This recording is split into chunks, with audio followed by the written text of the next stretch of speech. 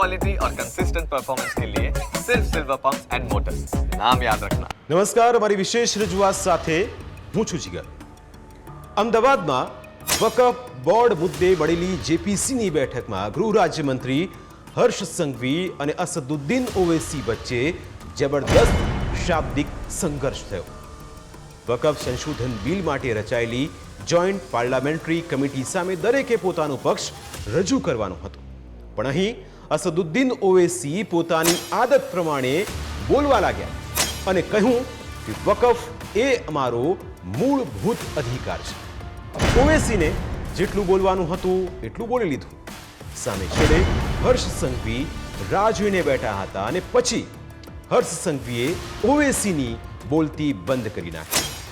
હર્ષ સંઘવીએ કહ્યું કે મન ફાવે તેમ વકફ બોર્ડે રાતોરાત મિલકતો પોતાના નામે ન કરવાની હોય। હર્ષ સંઘવીએ સુરત કોર્પોરેશનની ઇમારતનું ઉદાહરણ આપ્યું અને કહ્યું કે વર્ષ 2015માં સુરત કોર્પોરેશનની બિલ્ડિંગને રાતોરાત વકફ બોર્ડે પોતાના નામે કરી લીધું હતું। એક બાદ એક કાઉન્ટર એટેક થતા હતા અને ખુલતો હતો વકફનો એકાધિકાર। સુરત જ નહીં, મહેસાણાના બીકે સિનેમાની પણ વાતને ઉજાગર કરવામાં આવી। ત્યાં પણ વકફે રાતોરાત કોઈકની માલિકીની મિલકત પર કબજો જમાવ્યો હતો।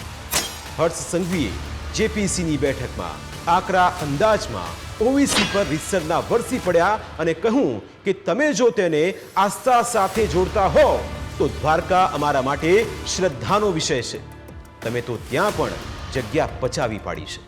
હર્ષ સંઘવીના ભેદક સવાલો બાદ ઓવૈસીએ તેને કાઉન્ટર કરવાનો પ્રયત્ન કર્યો, પણ સામે છેડે હર્ષ સંઘવી વકફના ભ્રષ્ટાચાર અને નીતિ રીતિને એટલી આક્રમક રીતે રજૂ કર્યો કે મીટિંગમાં સોંપો પડી ગયો।